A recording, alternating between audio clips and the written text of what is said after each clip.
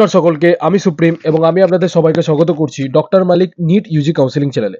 যারা যারা এখনো চ্যানেলটাকে সাবস্ক্রাইব করেনি, আমি সবাইকে রিকোয়েস্ট করছি প্লিজ চ্যানেলটাকে সাবস্ক্রাইব করে দেবেন, বেল আইকনটাকে অলে প্রেস করে দেবেন, যার ফলে আমাদের যদি কোনো লেটেস্ট আপডেট থাকে আপনারা একদম মিস না করেন।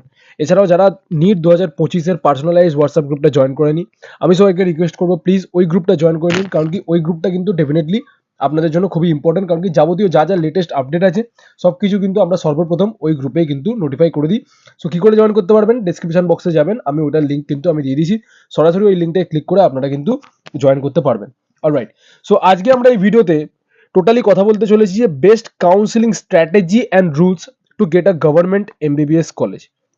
একদম ঠিক বলেছেন, বেস্ট কাউন্সিলিং স্ট্র্যাটেজি এবং রুলস কি কি আছে এবং কি কি মিস্টেক যেগুলো অ্যাভয়েড করলে আপনারা কিন্তু একটা গভর্নমেন্ট মেডিকেল কলেজ পেতে পারেন, ইভেন যদি আপনাদের মার্কসটা একটু কম থাকে বা বর্ডার লাইন স্কোর থাকে। ঠিক আছে, সো এই এই ভিডিওটা কিন্তু স্পেশালি ওই বাচ্চাদের জন্য খুবই ইম্পর্টেন্ট যারা যারা বর্ডার লাইনে স্কোর এক্সপেক্ট করছেন এবং যাদের নাম্বারটা একটু কম ওরা এক্সপেক্ট করছেন। ঠিক আছে, যারা ভালো রেজাল্ট করেছেন তাদের জন্য ভিডিওটা অবশ্যই ইম্পর্টেন্ট হবে এবং অবশ্যই বেনিফিশিয়াল হবে। কারণ কি ওভারঅল যদি কথা বলি আমরা কাউন্সিলিং রুলস অ্যান্ড রেগুলেশনের ব্যাপারে কিন্তু কথা বলবো। ঠিক আছে, alright, so without any further delay let's jump into the video. ভিডিওটা কিন্তু একটু লম্বা হতে পারে, লাস্ট অবধি দেখবেন, মিডিলে স্কিপ করবেন না, আর যদি স্কিপ করার থাকে তাহলে অন্য কারো চ্যানেলে গিয়ে আপনারা কিন্তু ভিডিওটা দেখুন। ঠিক আছে, অলরাইট, সো কিছু ইম্পর্টেন্ট পয়েন্ট আছে সেটা আমি আপনাদের সাথে ডিসকাস করতে চলেছি। নাম্বার 1 হচ্ছে আপনাদের গুড মার্কস, নাম্বার 2 হচ্ছে ডকুমেন্টস, নাম্বার 3 হচ্ছে রুলস এবং নাম্বার 4 হচ্ছে কাউন্সিলর। ঠিক আছে, এক একটা করে পয়েন্ট আমি ডিসকাস করতে চলেছি। ওকে, সবার আগে যদি কথা বলি গুড মার্কস, ঠিক আছে, so we have already mention the cut off. মানে কি আপনাদেরকে কিন্তু অবশ্যই যদি সরকারি মেডিকেল কলেজ পেতে হয় তাহলে ভালো নাম্বার স্কোর করতে হবে এবং কোথাও না কোথাও আপনাদের আগের বছরের যে কাট অফ ছিল ওর রেঞ্জেই কিন্তু আপনাদের নাম্বারটা থাকতে হবে। মানে এরকম না কি আপনারা ভাবুন 200 পেলেন, 300 পেলেন, 350 পেলেন এবং এই ভিডিওটা দেখার পরে আপনারা সরকারি কলেজ পেয়ে যাবেন, এরকম না। তো যারা যারা এই মাইন্ডসেট নিয়ে যাচ্ছেন এই ভিডিওটা দেখছেন, আমি সবাইকে বলবো এরকম না। ঠিক আছে, তো আপনাদেরকে অবশ্যই একটা ভালো নাম্বার পেতে হবে এবং আপনাদের যে অ্যাডমিশনটা হবে ওটা নাম্বার বেসিসেই হবে। ঠিক আছে, এখানে কোনো থার্ড পার্টির কোনো ইনভলভমেন্ট নেই। ঠিক আছে, alright, so first of all আপনাদেরকে টোটাল কাট অফ স্টাডি করতে হবে, যার জন্য আমি একটা সেপারেট ভিডিও বানিয়ে রেখেছি। মাল্টিপল ভিডিওস আমার আছে, আপনারা গেলেই কিন্তু কাট অফের ব্যাপারে একটা আইডিয়া পেয়ে যাবেন এবং কোথাও না কোথাও যদি আগের বছরের মতন যদি আপনাদের স্কোর থাকে তাহলে আপনারা এই বছরে একটা সরকারি কলেজ এক্সপেক্ট করতে পারছেন। ওকে, এটা হয়ে গেল মার্কস। নাম্বার 2 হচ্ছে ডকুমেন্টস। ঠিক আছে, এতক্ষণ যেটা দেখলাম মার্কসটা ওটা টোটালি স্টুডেন্টের ওপর, স্টুডেন্ট ডিপেন্ড করে যে কে কত নাম্বার পাচ্ছে, ওটা টোটালি স্টুডেন্টের প্রিপারেশনের ওপর ডিপেন্ড করে। এইখান থেকে যে ব্যাপারগুলো আসছে ওইগুলো কোথাও না কোথাও আপনার যে কাউন্সিলর আছে সে কিছুটা আপনাকে হেল্প করতে পারে এবং আপনিও যদি একটু আপডেটেড থাকেন তাহলে আপনারাও কিন্তু এই জিনিসগুলো একটু আপডেটেড থাকলে আপনাদেরই বেনিফিট হবে। নাম্বার 2 হচ্ছে ডকুমেন্টস। ডকুমেন্টসটা আমি বলে রাখি এতটাই ইম্পর্টেন্ট যে 2023-এ অলমোস্ট 1000টা বাচ্চার কিন্তু ডকুমেন্ট ভেরিফিকেশনের জন্যই কিন্তু ওরা মেরিট লিস্ট থেকে আউট হয়ে গেছে, যার ফলে ওরা কিন্তু কাউন্সিলিংয়ে আর বসতে পারেনি।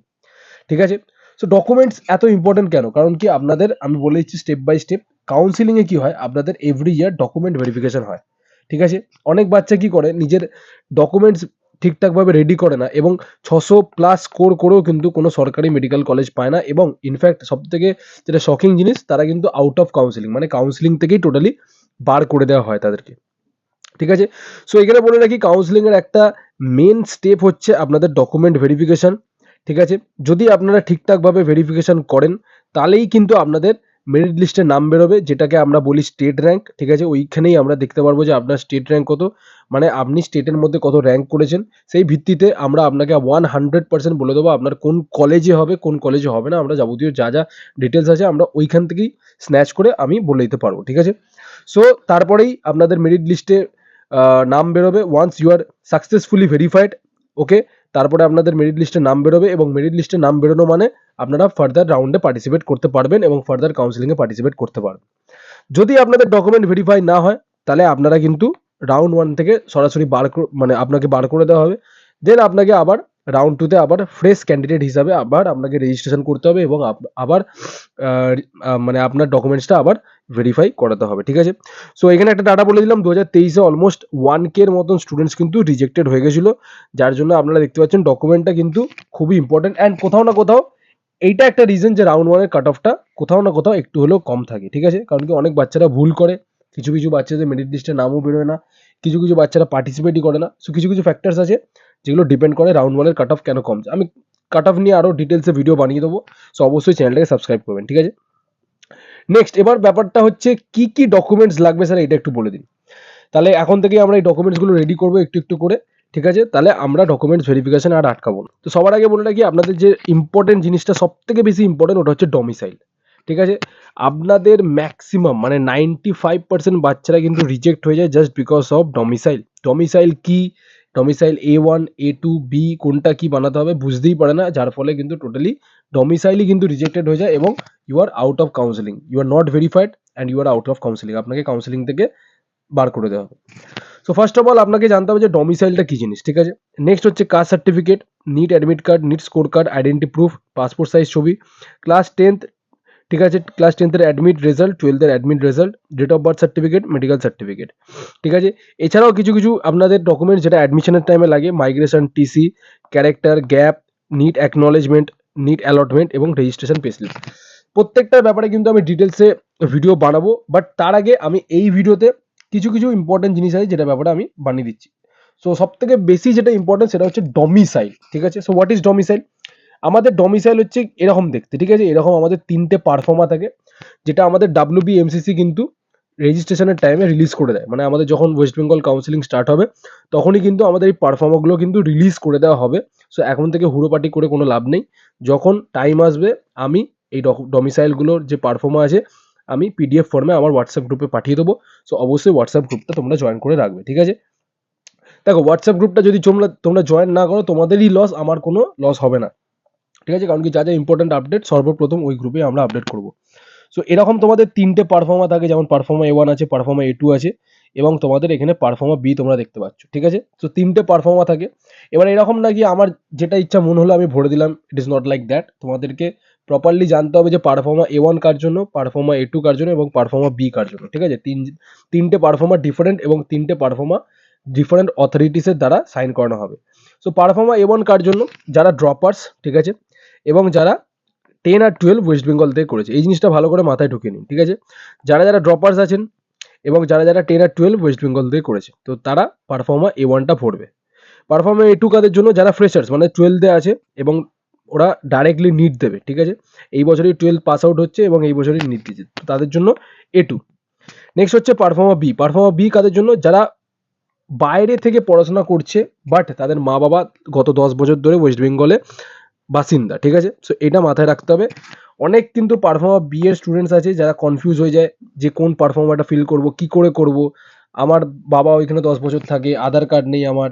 সো যদি এরকম কোনো পার্সোনাল প্রবলেম থাকে তো ডেফিনেটলি আমাকে একবার কন্ট্যাক্ট করে নিও, ঠিক আছে? বা আমাদের কাউন্সিলিং গাইডেন্সও নিতে পারো, আমরা কিন্তু এই জিনিসগুলো সুন্দরভাবে ট্যাকেল করে দিই, ঠিক আছে? সো এই হচ্ছে আমাদের পারফর্মা A1, এই হচ্ছে আমাদের পারফর্মা A2 এবং এই হচ্ছে পারফর্মা B। এখন থেকে ছবি তোলার কোনো দরকার নেই বা এখন থেকে প্যানিক করার কোনো দরকার নেই, যখন টাইম আসবে আমি এগুলো সব গ্রুপে সেন্ড করে দেবো। সো এবার ব্যাপার হচ্ছে যে পারফর্মা A1 B আর A2 কার দ্বারা সাইন হবে। তো সবার আগে বলে রাখি পারফর্মা A2 যেটা আছে ওটা ফ্রেশার্স ক্যান্ডিডেটের জন্য। তো এইটা তোমাদেরকে স্কুলের যে প্রিন্সিপাল আছে তার কাছ থেকে সাইন করাতে হবে, ঠিক আছে? এটার জন্য আমি আলাদা করে মেনশন করছি না। বাট পারফর্মা A1 আর B যেটা আছে ওটা কার কার কাছ থেকে সাইন করাতে হবে আমি এখানে পুরো লিস্ট তোমাদের কাছে নিয়ে চলে এসেছি। সো কার কার কাছ থেকে তোমরা সাইন করাতে পারো, ঠিক আছে? আমি দেখিয়ে দিচ্ছি কার কার কাছ থেকে করতে পারো।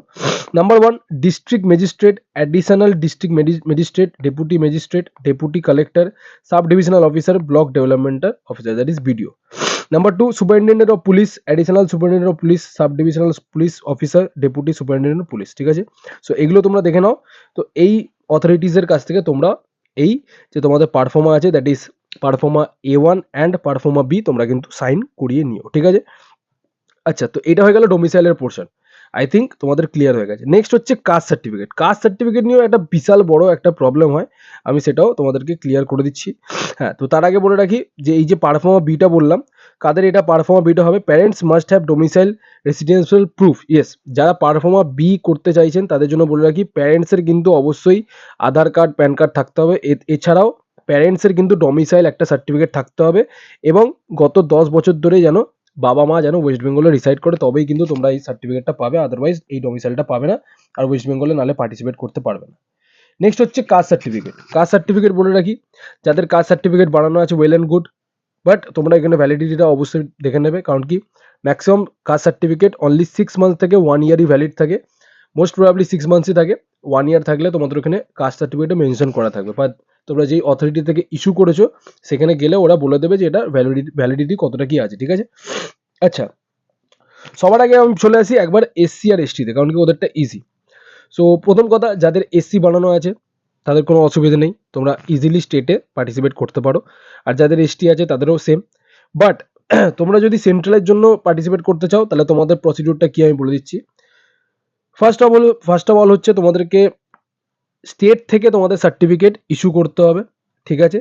যেই অথরিটির কাছ থেকে তোমরা গিয়ে ইস্যু করেছো, ঠিক আছে, তাদের কাছ থেকে জিজ্ঞেস করে নেবে এর ভ্যালিডিটি কি আছে, নাম্বার 1। নাম্বার 2, যদি তোমরা সেন্ট্রাল এসসি বা এসটি হিসাবে পার্টিসিপেট করতে চাও তাহলে তোমাদেরকে এমসিসি, দ্যাট ইজ অল ইন্ডিয়ার যে ওয়েবসাইট আছে ওইখানে গিয়ে তোমাদেরকে নজর করতে হবে, মানে নজর দিতে হবে, কারণ কি ওইখানে একটা পারফর্মা বেরোয় এসসি আর এসটিদের জন্য। ওই পারফর্মাটাকে তোমাকে ফিল করে তোমাকে তোমার যে স্টেট অথরিটি আছে, ঠিক আছে, ফর এক্সাম্পল এসডিও, বিডিও, ঠিক আছে, তাদের কাছ থেকে গিয়ে কিন্তু ভেরিফাই করে সাইন করাতে হবে, ঠিক আছে। তাহলেই কিন্তু তোমরা সেন্ট্রাল এসসি এসটি হিসাবে কনসিডার করা হবে। এটা হয়ে গেল এসসি আর এসটি। নেক্সট আমরা চলে আসবো ইডাব্লিউএস এর। তো ইডাব্লিউএস এর আমি বলে রাখি, ইডাব্লিউএস এরও দুটো ক্যাটাগরি হয়। একটা হচ্ছে স্টেট, ঠিক আছে, যদি তোমরা 85% স্টেট কোটার জন্য পার্টিসিপেট করতে চাও। আর একটা হচ্ছে 15% অল ইন্ডিয়া কোটার জন্য যদি তোমরা পার্টিসিপেট করতে চাও, তাদের জন্য সেন্ট্রাল, ঠিক আছে। যারা স্টেট ইডাব্লিউএস তাদেরকে অ্যানেক্সার সি করাতে হবে, ঠিক আছে। আর যারা সেন্ট্রাল ইডাব্লিউএস হিসাবে পার্টিসিপেট করতে চাও, মানে যারা অল ইন্ডিয়াতে পার্টিসিপেট করতে চাইছো, তাদের নাম্বার খুবই ভালো, তারা অ্যানেক্সার সিটা বার করাবে এবং ওই অ্যানেক্সার সিটায় তোমরা সাইন করাবে, ঠিক আছে। আচ্ছা, যারা বলছো যে ইডাব্লিউ সার্টিফিকেট কখন বানাবো বা ওবিসি সার্টিফিকেট কখন বানাবো, আমি তাদেরকে বলে রাখি তোমরা কিন্তু এপ্রিল, দ্যাট ইজ 1 এপ্রিলের পরেই কিন্তু এই সার্টিফিকেটগুলো বানিও। কারণ কি তার আগে যদি বানাও এরকম হতে পারে যে তোমাদের সার্টিফিকেটগুলো কনসিডার না করা হতেও পারে, ঠিক আছে। আগের বছরে এটা হয়েছিল, তো আমি আগে থেকে তোমাদেরকে অ্যাডভান্স আমি এই ব্যাপারটা ক্লিয়ার করে দিলাম যে যদি তোমরা রিইস্যু করো বা যদি তোমরা রিনিউ করো বা তোমরা যদি বানাতে চাও তাহলে 1 এপ্রিলের পরেই বানাবে, ঠিক আছে, তার আগে বানাতে যেও না। ওকে, এটা হয়ে গেল ইডাব্লিউএস। এবার এটা হচ্ছে আমি ওবিসি এ আর ওবিসি বি এর কথা বলবো, ঠিক আছে। আচ্ছা, সো সর্বপ্রথম বলে রাখি যে কারা রিনিউয়াল করতে পারবে, ঠিক আছে, এবং রিনিউয়ালের প্রসিডিওর কি আছে। দেখো, যাদের ওবিসি এ বা ওবিসি বি সার্টিফিকেট আছে তারা রিনিউয়াল করতে চাইছো, তাদের প্রসিডিওর কি কি তোমাদেরকে প্রথমে ভিজিট করতে হবে তোমাদের এসডিও, এডিএম বা বিডিও অফিসে। ওইখানে গিয়ে তোমাদেরকে ভিজিট করতে হবে, তোমাদের ডকুমেন্টস আছে অনেকগুলো, সেগুলো ভেরিফাই করতে হবে, ঠিক আছে। ভেরিফাই করা হয়ে যাওয়ার পরে তোমরা ওবিসি সার্টিফিকেট কিন্তু তোমাদের ওই রেসপেক্টিভ যে অথরিটি আছে, ঠিক আছে, তারাই কিন্তু তোমাকে ইস্যু করে দেবে। এবার কি কি ডকুমেন্টস তোমাদের লাগতে পারে যাতে তোমরা ওটাকে ভেরিফাই করতে পারো, রিনিউয়াল করতে পারো। তোমাদের দেখো ইনকাম সার্টিফিকেট লাগতে পারে, তারপরে ration card, Aadhaar card, photo of applicant, voter ID, address proof, application form, birth certificate, OBC certificate যেটা তোমাদের আগে ছিল, PAN card, passport, property tax receipt, affidavit, caste proof, driving licence, ঠিক আছে। এছাড়াও ইলেকট্রিক বিল লাগতে পারে, রিসেন্ট রিসিপ্ট লাগতে পারে, রেসিডেন্স প্রুফ লাগতে পারে, আরএসবিওয়াই কার্ড লাগতে পারে, টেলিফোন বিল লাগতে পারে, রিপোর্ট অফ কনসার্ন পাতওয়ারি এবং সেলফ ডিক্লারেশন, এগুলো কিন্তু তোমাদের লাগতে পারে রিইস্যু করার জন্য। Most probably I think income certificate দিলেই ওরা করে দেয়, ঠিক আছে। আচ্ছা, এটা হয়ে গেল তোমাদের যদি রিনিউয়াল তোমরা করতে চাও।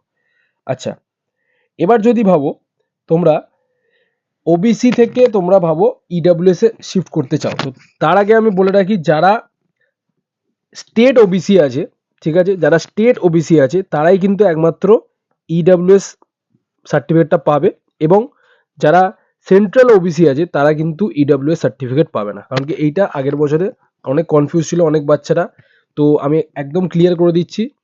যারা যারা স্টেট ইডাব্লিউএস আছো, সরি, যারা যারা স্টেট ওবিসি আছো তারা কিন্তু ইডাব্লিউএস পাবে, ঠিক আছে, তোমরা ইডাব্লিউএস হিসাবে পার্টিসিপেট করতে পারো।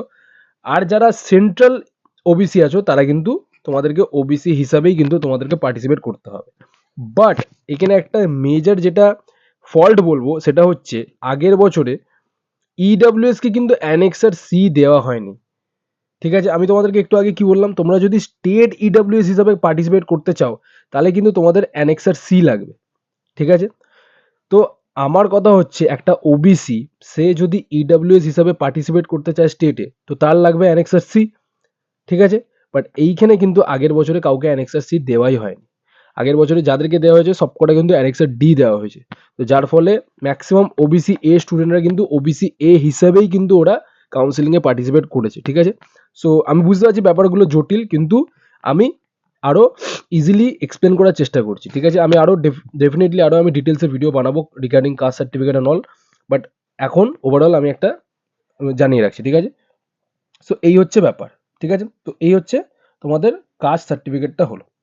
এবার হচ্ছে আরেকটা সার্টিফিকেট আছে, that is medical certificate. Okay, so medical সার্টিফিকেটেরও ফরম্যাট কিন্তু তোমাদের যখন কাউন্সিলিং স্টার্ট হবে তখনই কিন্তু রিলিজ করানো হবে। সো এটা নিয়ে কিন্তু তোমাদের এখন কোনো টেনশন নেওয়ার দরকার নেই। ওকে, সো এরকম টাইপের কিছু দেখতে হয় মেডিকেল সার্টিফিকেট, যেখানে তোমাদের রোল নাম্বার, অ্যাপ্লিকেশন নাম্বার, ঠিক আছে, তারপরে তোমাদের কম্বাইন্ড মেরিট র্যাঙ্ক, যেটা তোমাদের অনেক ডিটেলস এখানে নেওয়া হয়, এবং এইখানে একটা এমবিবিএস ডক্টরের তোমাদের এখানে সাইন করাতে হবে, ঠিক আছে।